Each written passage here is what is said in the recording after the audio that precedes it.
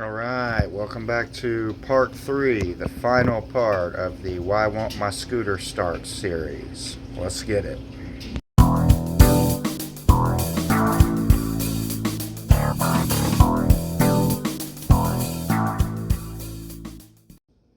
Alright, so I got a couple different wiring diagrams here, and I want to first start out by saying that neither one of these wiring diagrams specifically state that they go to a 2015 Tao Tao 50cc scooter. Doesn't really matter what the model is because they're all pretty much the same. But it doesn't even say that they go to a scooter. This one says Chinese electric start, and this one says 110cc go-kart.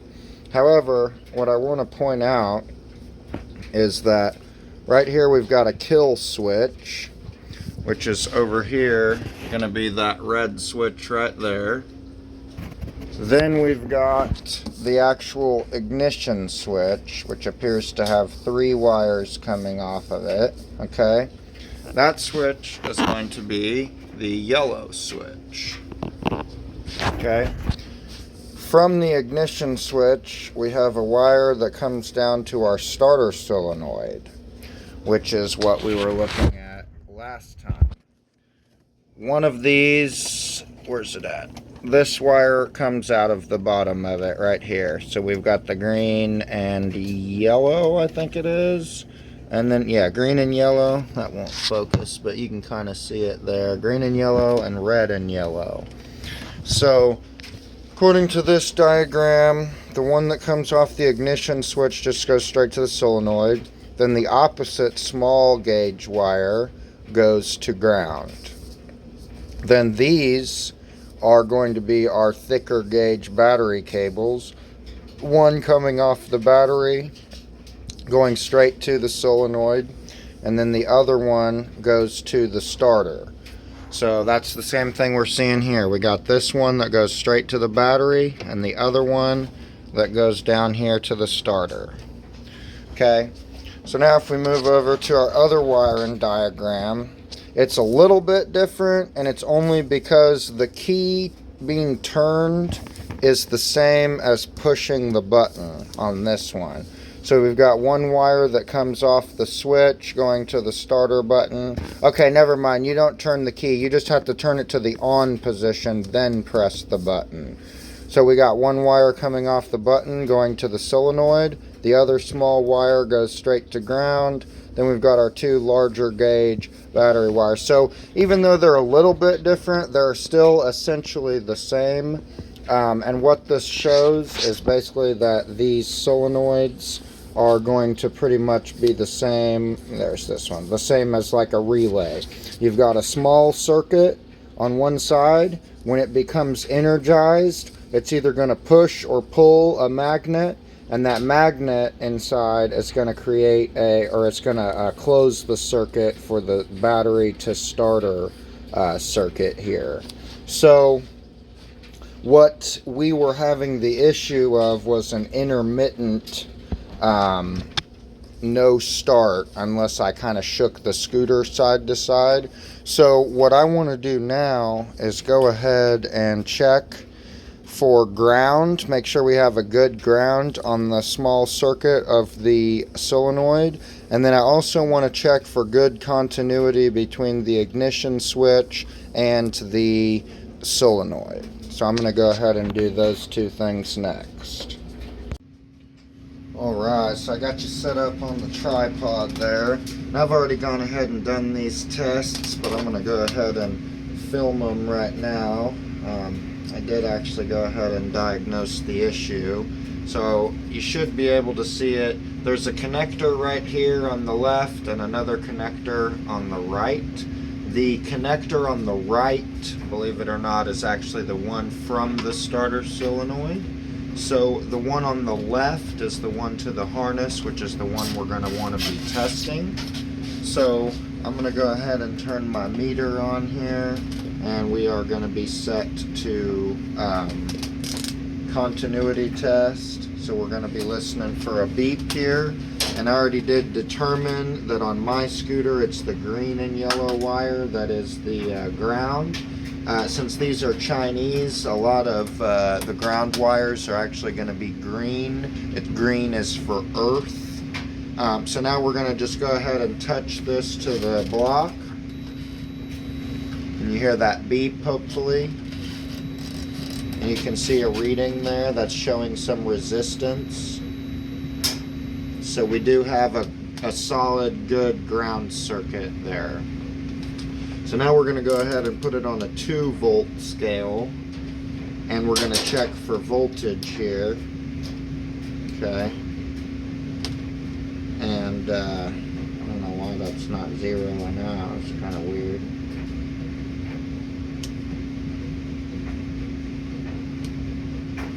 There we go. It should be alright. Anyway, I'm going to go ahead and plug this back in, just so that the entire circuit is connected. I don't have to, but I prefer to, I was just barely touching the ground wire, or the ground probe against the inside of the connector there, but for this one, I want to make sure that I get a really good connection. So I'm going to go ahead and back probe it with my lead. These connectors are actually fairly wide on the back, so it's pretty easy to back probe with a thicker probe like this one. So anyway, let me grab my key here, and we should be able to see a voltage pop up when I press the switch.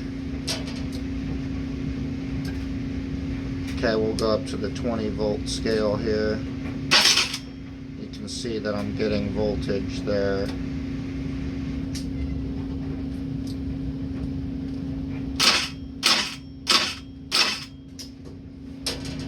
So, I'm actually kind of surprised it was working, but I determined that the starter solenoid is what had failed, because I was getting intermittent nothing, and then I would kind of bang it. I'll try to bring the camera over a little closer here. I would just kind of bang it like that and turn it on, or I would try to start it at the same time, and I could feel it kind of clicking, and it would try to start, and then it wouldn't, and then it would again, and I was just banging this. So I'm wondering if when I was shaking it side to side, if it was just kind of rattling the insides of this solenoid here. And so that is the diagnostic on the scooter, why it won't start. It was a intermittently faulty starter solenoid. So I'm going to go ahead and order one of those, and we'll get her all fixed up. I'm just curious. I'm going to try to start it again. Yeah, nothing. Nothing at all. Yeah, and then it goes. Weird. This would be a perfect opportunity.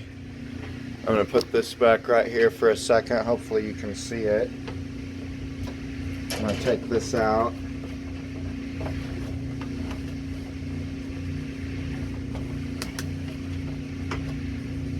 Nothing.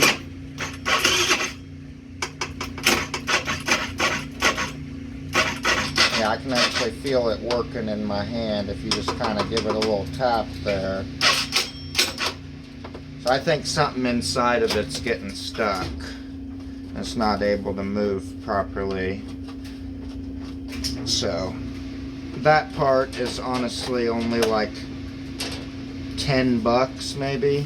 Even with the inflation we've been having, I can't imagine that that part is, you know, more than like $20. And so I'm gonna go ahead and get that. I feel pretty confident that that's what it is. It is definitely a little more difficult to diagnose things like that when they're intermittent, but like I said, I feel pretty confident in the diagnosis that we've come to here. And also, just from my knowledge on these scooters here, they tend to have bad starter solenoids pretty often from a lot of the research that I've done on them in the past.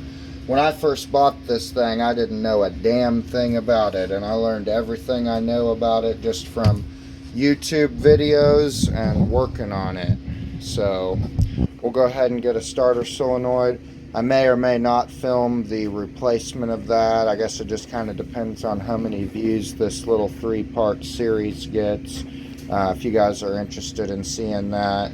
It's basically just one connector and a couple 10mm nuts. They might be 12s, but I'm pretty sure they're 10s. And then you just slide it right in and out of there. And then I'll go ahead and get my seat and my air box and whatnot put back in.